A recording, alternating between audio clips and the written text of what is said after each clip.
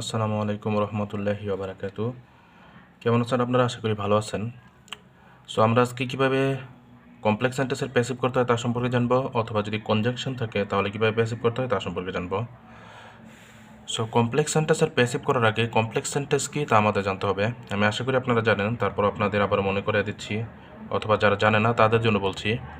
Complex sentence চেনার উপায় হচ্ছে, কমপ্লেক্স সেন্টেন্সে দুইটি ক্লজ থাকবে, একটা হচ্ছে মেইন ক্লজ আর একটা হচ্ছে সাবঅর্ডিনেট ক্লজ।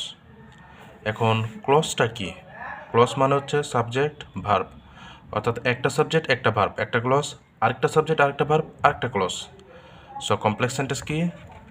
কমপ্লেক্স সেন্টেন্স হচ্ছে যে সেন্টেন্সে দুইটা ক্লজ থাকবে, এর একটা হচ্ছে মেন ক্লজ আর একটা হচ্ছে সাবঅর্ডিনেট ক্লজ। আর ক্লজ মানে কি? ক্লজ মানে হচ্ছে সাবজেক্ট ভার্ব। এবার মেন ক্লজ কি? মেন ক্লজ হলো সেই ক্লজ যে নিজের অর্থ নিজেই প্রকাশ করতে পারে। আবার বলছি, মেন ক্লজ হচ্ছে সেই ক্লজ যে নিজের অর্থ নিজে প্রকাশ করতে পারে। আর সাবঅর্ডিনেট ক্লজ কি? সাবঅর্ডিনেট ক্লজ হচ্ছে সেই ক্লজ যে নিজের অর্থ নিজে প্রকাশ করতে পারে না, বরং নিজের অর্থ প্রকাশ করার জন্য মেইন ক্লজের ওপর নির্ভর করে। আবার খেয়াল করি, সাবঅর্ডিনেট ক্লজ হচ্ছে সেই ক্লজ যে নিজের অর্থ নিজে প্রকাশ করতে পারে না, বরং নিজের অর্থ প্রকাশ করার জন্য সে মেইন ক্লজের ওপর নির্ভর করে। আর সাবঅর্ডিনেট ক্লজ চেনার একটা সহজ উপায় হচ্ছে, সাবঅর্ডিনেট ক্লজের শুরুতে ডাব্লিউএইচ ওয়ার্ড, ইফ, দ্যাট আর অন্যান্য নানা কিছুও থাকতে পারে। সো সাবঅর্ডিনেট ক্লজ আমরা সহজেই বের করতে পারবো যদি আমরা দেখি যে কোনো ক্লজের শুরুতে ডাব্লিউএইচ ওয়ার্ড আছে, ইফ আছে, দ্যাট আছে, বা অন্য আরও অল দো থাকতে পারে, দো থাকতে পারে, এরকম কোনো কিছু থাকে, তাহলে সেটা হচ্ছে সাবঅর্ডিনেট ক্লজ। এবার আমরা একটা উদাহরণ দেখি। If you come I will go. So এখানে একটা সাবজেক্ট আছে, একটা ভার্ব আছে, এটা একটা ক্লজ। এখানে একটা সাবজেক্ট আছে আর একটা ভার্ব আছে, তাহলে এটা আরেকটা ক্লজ। একটা সাবজেক্ট একটা ভার্ব একটা ক্লজ, আরেকটা সাবজেক্ট আরেকটা ভার্ব আরেকটা ক্লজ। এবার এটার মধ্যে মেন ক্লজ কোনটা আর সাবঅর্ডিনেট ক্লজ কোনটা? আমরা বলেছিলাম সাবঅর্ডিনেট ক্লজের শুরুতে সাধারণত ডাব্লিউএইচ ওয়ার্ড থাকে, ইফ থাকে, দ্যাট থাকে, আরও নানা কিছু থাকে। সো এই ক্লজটার শুরুতে ইফ আছে, তাহলে এটা হচ্ছে সাবঅর্ডিনেট ক্লজ, আর এই ক্লজটা হচ্ছে মেইন ক্লজ। সো আশা করি মেইন ক্লজ কি, সাবঅর্ডিনেট ক্লজ কি বোঝা হয়ে গেছে, আর কমপ্লেক্স সেন্টেন্স কি তাও জানা হয়ে গেছে। এবার আমরা এর প্যাসিভে যাই। সো কমপ্লেক্স সেন্টেন্সের প্যাসিভ করার জন্য আমাদের শুধুমাত্র একটা জিনিস মনে রাখতে হবে, সেটা হচ্ছে অবজেক্ট না থাকলে প্যাসিভ হবে না। আমরা সকলে জানি অবজেক্ট না থাকলে প্যাসিভ হয় না। সো কমপ্লেক্স সেন্টেন্সে এই নিয়মটাই আমরা ফলো করব। শুধু এতটুকু মাথায় রাখি, অবজেক্ট না থাকলে প্যাসিভ হবে না। এবার আমরা একটা সেন্টেন্স দেখি। He did not kill the tiger because it did not harm him. So এখানে একটা সাবজেক্ট আছে, একটা ভার্ব আছে, তাহলে এটা একটা ক্লজ। আবার এখানে একটা সাবজেক্ট আছে আর একটা ভার্ব আছে, তাহলে এটা আরেকটা ক্লজ। আর এটা হচ্ছে মেইন ক্লজ আর এটা হচ্ছে সাবঅর্ডিনেট ক্লজ, কারণ এই ক্লজের শুরুতে বিকজ আছে, তাহলে এটা হচ্ছে সাবঅর্ডিনেট ক্লজ, এটা হচ্ছে মেইন ক্লজ গেল। আর আমরা জানি যে অবজেক্ট না থাকলে প্যাসিভ হয় না।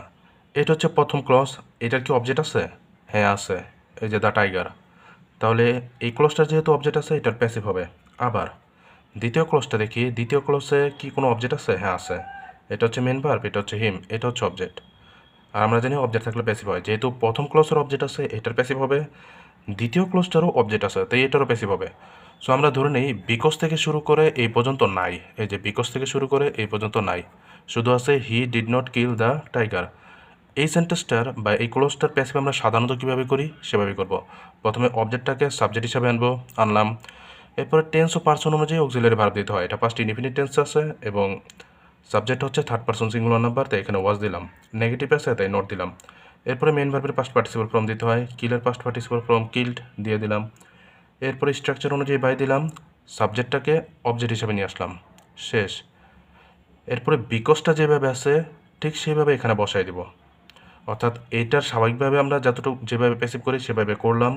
এরপরে বিকজ যেভাবে আছে সেভাবে বসাই দিলাম। এবার আমরা ধরে নিই এই হি থেকে শুরু করে বিকজ পর্যন্ত নাই, শুধু আছে ইট ডিড নট হার্ম হিম।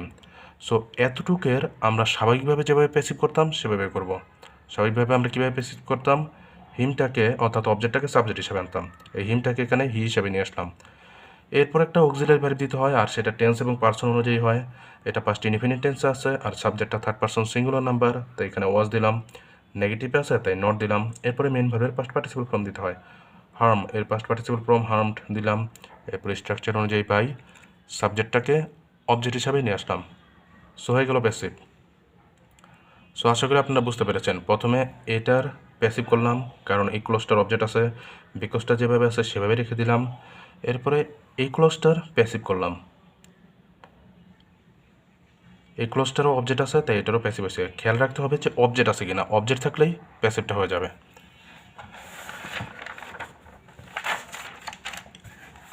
এবার আমরা আরেকটা দেখি, if you give me the pen I will give you the book. So এখানে একটা সাবজেক্ট আছে, একটা ভার্ব আছে, তাহলে এটা একটা ক্লজ। এখানে একটা সাবজেক্ট আছে, একটা ভার্ব আছে, তাহলে এটা আরেকটা ক্লজ। সো এখানে দুইটা ক্লজ আছে, একটা মেন ক্লজ হবে আর একটা সাবঅর্ডিনেট ক্লজ হবে। কোনটা মেন ক্লজ কোনটা সাবঅর্ডিনেট ক্লজ? এই যে এই ক্লজটা শুরুতে ইফ আছে, তাহলে এটা হচ্ছে সাবঅর্ডিনেট ক্লজ, আর এই ক্লজটা হচ্ছে মেন ক্লজ। সো আমরা বুঝতে পারলাম কোনটা মেন ক্লজ কোনটা সাবঅর্ডিনেট ক্লজ, আর এটা একটা কমপ্লেক্স সেন্টেন্স। এবার আমরা দেখি অবজেক্ট আছে কিনা। সো এটা প্রথম ক্লজ। এই ক্লজের কি কোনো অবজেক্ট আছে? হ্যাঁ আছে। মিটাওকে অবজেক্ট হিসাবে ধরা যায়, দ্য পেনকেও অবজেক্ট হিসাবে ধরা যায়। এটা একটা অবজেক্ট, এটা একটা অবজেক্ট, অর্থাৎ এই ক্লজটার অবজেক্ট আছে, তাই এই ক্লজটার প্যাসিভ হবে। আবার আরেকটা দেখি, দ্বিতীয় নম্বর ক্লজ। এই ক্লজটার ভার্ব হচ্ছে গিভ, এটার কি কোনো অবজেক্ট আছে? হ্যাঁ আছে। ইউ একটা অবজেক্ট, দ্য বুক আরেকটা অবজেক্ট, তার মানে দ্বিতীয় ক্লজটারও অবজেক্ট আছে, তাহলে দ্বিতীয় ক্লজটারও প্যাসিভ হবে। সো আমরা কী করি, ইফ যেভাবে আছে সেভাবে রেখে দিলাম, গেল। এইবার you give me the pen, এইখান থেকে এতটুকু কল্পনা করি আছে, বাকি কোনো কিছু নাই। এটাকে স্বাভাবিকভাবে আমরা যেভাবে প্যাসিভ করতাম সেভাবেই করব। প্রথমে অবজেক্টটাকে সাবজেক্ট হিসাবে নিই, মিকে আই হিসাবে আনলাম, মানে সাবজেক্ট হিসাবে আনলাম। এরপরে একটা অক্সিলারি ভার্ব দিতে হয় টেন্স এবং পার্সন অনুযায়ী, এটা প্রেজেন্ট ইনডিফিনিট টেন্সে আছে, আর আইয়ের সাথে এম হয় তাই এম দিলাম। মেন ভার্বের পাস্ট পার্টিসিপল ফর্ম দিতে হয়, গিভের পাস্ট পার্টিসিপল ফর্ম গিভেন দিলাম। এরপরে এই দ্বিতীয় অবজেক্টটাকে বাইয়ের আগে বসাই দিলাম। এরপরে স্ট্রাকচার অনুযায়ী বাই দিলাম, সাবজেক্টটাকে অবজেক্ট হিসাবে নিয়ে আসলাম। সো ইফ যেভাবে ছিল সেভাবে করলাম, আর এতটুকুর স্বাভাবিকভাবে যেভাবে প্যাসিভ করতে হয় সেভাবে করে দিলাম, শেষ। এইবার এই যে এই দ্বিতীয় অংশটারও বা দ্বিতীয় ক্লোজটারও অবজেক্ট আছে, তাই এতটুকুকে আমরা যেভাবে স্বাভাবিকভাবে প্যাসিভ করতাম সেভাবেই করব, অর্থাৎ ইউটাকে সাবজেক্ট হিসাবে আনবো কারণ এটা অবজেক্ট হিসাবে ছিল। এরপরে একটা অক্সিলারি ভার্ব দিতে হয়, এটা ফিউচার ইনডিফিনিট টেন্সে আছে তাই উইল বি দিলাম। মেন ভার্বের পাস্ট পার্টিসিপল ফর্ম দিলাম, গিভের পাস্ট পার্টিসিপল ফর্ম গিভেন। দ্বিতীয় অবজেক্টটাকে বাইয়ের আগে বসাই দিলাম, এরপরে বাই দিলাম। এরপরে সাবজেক্টটাকে অবজেক্ট হিসাবে নিয়ে আসলাম। সো ইফ যেভাবে ছিল সেভাবে দিলাম, প্রথম ক্লজটা স্বাভাবিকভাবে যেভাবে প্যাসিভ করি সেভাবে করে দিলাম, এরপরে দ্বিতীয় ক্লজটা যেভাবে স্বাভাবিকভাবে প্যাসিভ করি সেভাবে করে দিলাম, হয়ে গেল এই কমপ্লেক্স সেন্টেন্সের প্যাসিভ। এবার আমরা চাইলে এই অংশটা অর্থাৎ দ্বিতীয় ক্লজটাকে আগে প্যাসিভ হিসাবে আনতে পারি, প্রথম ক্লজটাকে পরে প্যাসিভ হিসাবে নিতে পারি। অর্থাৎ এই যে আমরা প্যাসিভটা করেছি এতটুকু, এটা আমরা দ্বিতীয়তে দিব আর এতটুকুকে প্রথমে দিব। আবার বলছি, এই যে 2 নাম্বার ক্লজটা আছে এটাকে প্রথমে নিয়ে আসবো, আর এই প্রথম ক্লজটাকে দ্বিতীয়তে নিয়ে যাব, তাহলে হবে। তাহলে কি হয়, you will be given the book by me, অর্থাৎ দ্বিতীয়টাকে প্রথমে নিয়ে আসছি আর প্রথমে যেটা ছিল সেটাকে তৃতীয়তে নিয়ে আসছি, if I am given the pen by you. So এইভাবে যদি আমরা করি তাও হবে, আবার যদি এইভাবে করি তাও হবে, যেভাবে ইচ্ছা সেভাবেই করা যাবে। এবার আমরা আরেকটা সেন্টেন্স দেখি, I believe that the boy will get the prize. এখানে একটা সাবজেক্ট আছে একটা ভার্ব আছে, এটা একটা ক্লজ। এখানে একটা সাবজেক্ট আছে আর একটা ভার্ব আছে, তাহলে এটা আরেকটা ক্লজ। সো দুইটা ক্লজ গেল। এবার এই ক্লজটা হচ্ছে মেন ক্লজ, এটা হচ্ছে সাবঅর্ডিনেট ক্লজ, কারণ এই ক্লজের শুরুতে দ্যাট আছে, তাহলে এটা হচ্ছে সাবঅর্ডিনেট ক্লজ, এটা মেন ক্লজ, তাহলে এটা একটা কমপ্লেক্স সেন্টেন্স। ঠিক আছে। আর আমরা জানি অবজেক্ট না থাকলে প্যাসিভ হয় না। বিলিভ এরপর কি কোনো অবজেক্ট আছে? কোনো অবজেক্ট কিন্তু নাই। এখন আমাদের মনে হতে পারে এটার যেহেতু অবজেক্ট নেই এটার প্যাসিভ হবে না, কিন্তু এই ক্লোজটার প্যাসিভ হবে, কারণ এই বিলিভের পর একটা ইট আছে আর সেটা উচ্চ অবস্থায় আছে। কারণ আমি যদি বলি I believe that the boy will get the prize, যে কথা I believe it that the boy will get the prize একই কথা, অর্থাৎ বিলিভের পর একটা ইট আছে সেটা উচ্চ অবস্থায় আছে, তাহলে এই প্রথম ক্লোজটার প্যাসিভ হবে। এবার দ্বিতীয় ক্লোজটার কি অবজেক্ট আছে? হ্যাঁ আছে, এই যে মেন ভার্ব এখানে দেওয়া আছে দ্য প্রাইস, এটা হচ্ছে আরেকটা অবজেক্ট, তাহলে এই অবজেক্টটারও তার মানে এই ক্লোজটারও প্যাসিভ হবে, কারণ এই ক্লোজটারও অবজেক্ট আছে।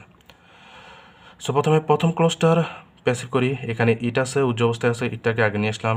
এরপরে ইজ দিলাম, কারণ প্রেজেন্ট ইনডিফিনিট টেন্স আছে। এরপরে মেন ভার্বের পাস্ট পার্টিসিপল ফর্ম দিলাম, বিলিভের পাস্ট পার্টিসিপল ফর্ম বিলিভড। এরপরে বাই দিলাম, এরপরে সাবজেক্টটাকে অবজেক্ট হিসাবে নিয়ে আসলাম। সো এতটুকুর প্যাসিভ হয়ে গেল। দ্যাট যেভাবে আছে সেভাবে রেখে দিলাম। এরপরে দ্বিতীয় ক্লোজটার প্যাসিভ করি। এখানে দ্বিতীয় ক্লোজটার অবজেক্ট হিসাবে আছে দ্য প্রাইস, দ্য প্রাইসটাকে সাবজেক্ট হিসাবে আনলাম। ঠিক আছে। এরপরে ফিউচার ইনডিফিনিট টেন্সে আছে, তাই উইল বি দিলাম অক্সিলারি ভার্ব হিসাবে। এরপরে মেন ভার্বের পাস্ট পার্টিসিপল ফর্ম, গেটের পাস্ট পার্টিসিপল ফর্ম গটও বলা যায়, গটেনও বলা যায়। এরপরে বাই দিলাম।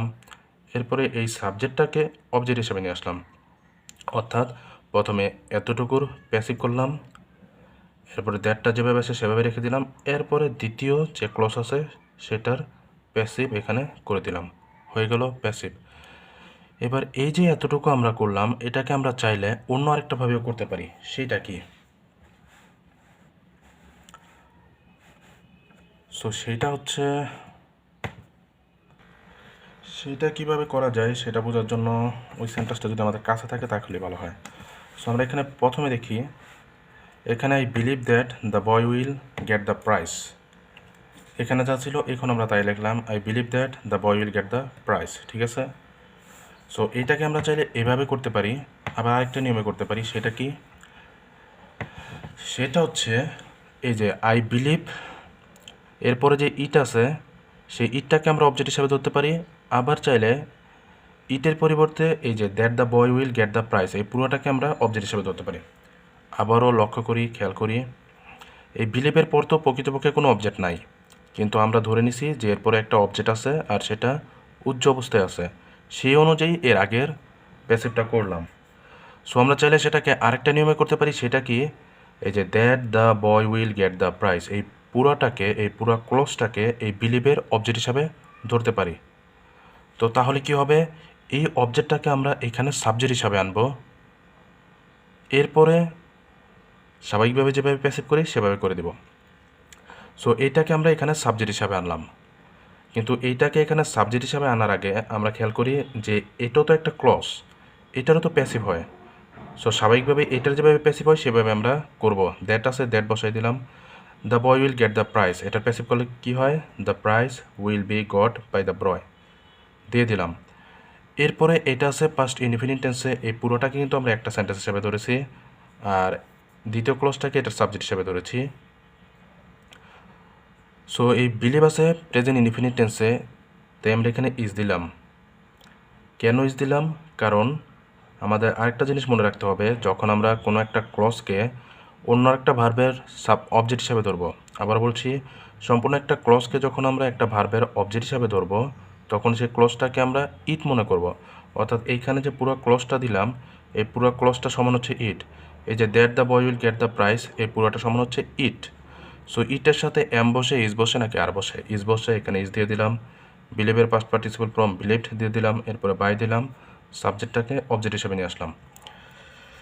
আমার মনে হচ্ছে গোলায় যাচ্ছে, আমি আবার একটু ক্লিয়ার করার চেষ্টা করি। আবার এই সেন্টেন্সটাকে করি, I believe that the boy will get the price. এখানে বিলিভের পর কোনো object, sorry, I believe that the boy will get the price, এখানে বিলিভের পর কোনো অবজেক্ট নাই, কিন্তু এখানে প্রকৃতপক্ষে একটা অবজেক্ট আছে, সেটা হচ্ছে ইট, আর সেটা উচ্চ অবস্থায় আছে। সো আমরা ইটটাকে সাবজেক্ট হিসাবে আনবো, এরপরে ইজ দিব, এরপরে মেন ভার্বের পাস্ট পার্টিসিপল ফর্ম দিব, এরপরে বাই দিব, সাবজেক্টটাকে অবজেক্ট হিসাবে আনবো। সো এটার প্যাসিভ স্বাভাবিকভাবে হয়ে গেল।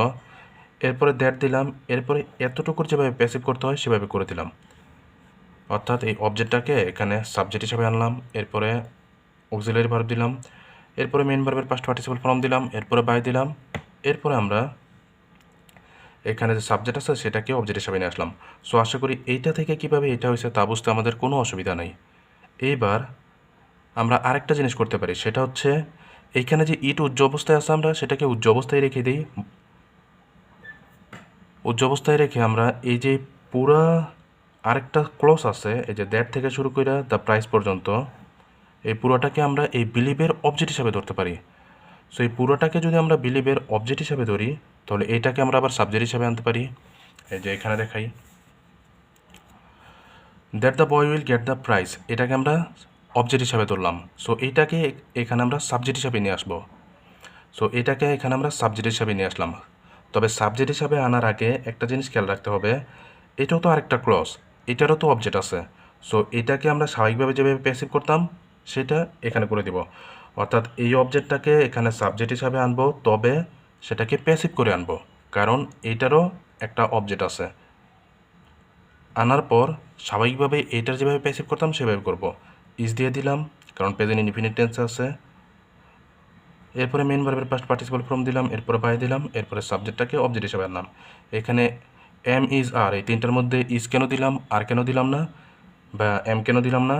কারণ আমরা মনে রাখবো যে যখন সম্পূর্ণ একটা ক্লোজকে অন্য একটা ভার্বের অবজেক্ট হিসাবে ধরা হবে বা সাবজেক্ট হিসাবে ধরা হবে, তখন ওই ক্লোজ সমান আমরা ইট ধরবো। মানে সম্পূর্ণ ক্লোজটা যখন অন্য একটা ভার্বের অবজেক্ট হবে বা সাবজেক্ট হবে, তখন ওই সম্পূর্ণটা ক্লজ সমান হচ্ছে ইট। সো আশা করি আপনারা বুঝতে পেরেছেন। এবার আমরা আরেকটা সেন্টেন্সে যাই। I believe that the boy will come. So এখানে একটা সাবজেক্ট একটা ভার্ব, এটা একটা ক্লজ, এটা একটা সাবজেক্ট, এটা একটা ভার্ব, এটা আরেকটা ক্লজ। আর এই ক্লজের শুরুতে দ্যাট আছে, এটা সাবঅর্ডিনেট ক্লজ, আর এটা হচ্ছে মেইন ক্লজ। আর এই বিলিভের পরে কোনো অবজেক্ট নাই, কিন্তু প্রকৃতপক্ষে অবজেক্ট আছে, সেটা হচ্ছে ইট। সো এই ক্লজের যেহেতু অবজেক্ট আছে, তাই এটার আমরা প্যাসিভ করি। ইট আছে, ইট এখানে আনলাম, এরপরে ইজ দিলাম, কারণ ইটের সাথে ইজ হয়, আর এটা প্রেজেন্ট ইনফিনিট টেন্স আছে। মেন ভার্বের পাস্ট পার্টিসিপাল ফর্ম দিলাম, বাই দিলাম, সাবজেক্টটাকে অবজেক্ট হিসেবে নিয়ে আসলাম। সো এতটুকু কাজ আমাদের শেষ। এইবার আমরা দ্বিতীয় ক্লোজটাকে দেখি, দ্য বয় উইল কাম। এখানে সাবজেক্ট আছে, ভার্ব আছে, কিন্তু এটার কি কোনো অবজেক্ট আছে? এই ক্লোজটার কিন্তু এবার কোনো অবজেক্ট নাই। যেহেতু এই ক্লোজটার কোনো অবজেক্ট নাই, এটার আমরা প্যাসিভ করতে পারবো না। এর আগে আমরা যতগুলো সেন্টেন্স করেছিলাম, এই যে দ্বিতীয় ক্লোজটা ছিল সেটার কিন্তু অবজেক্ট ছিল। যেহেতু দ্বিতীয় ক্লোজটার অবজেক্ট ছিল, তাই সেটারও আমরা প্যাসিভ করেছি। কিন্তু এই ক্লোজটার কোনো অবজেক্ট নেই, তাই এটার প্যাসিভ করতে পারবো না। তাই এখান থেকে এই পর্যন্ত যেভাবে আছে সেভাবে রেখে দিব। That the boy will come, যেভাবে আছে that the boy will come, সেভাবেই রেখে দিলাম। অর্থাৎ এই ক্লোজটাকে প্যাসিভ করলাম, এরপরে দ্যাট থেকে শুরু করে কাম পর্যন্ত হুবহু বসাই দিলাম, শেষ। এবার আমরা চাইলে এটাকে অন্য আরেকটা নিয়মে করতে পারি। সেটা হচ্ছে ওই যে আগের নিয়মটা, I believe that the boy,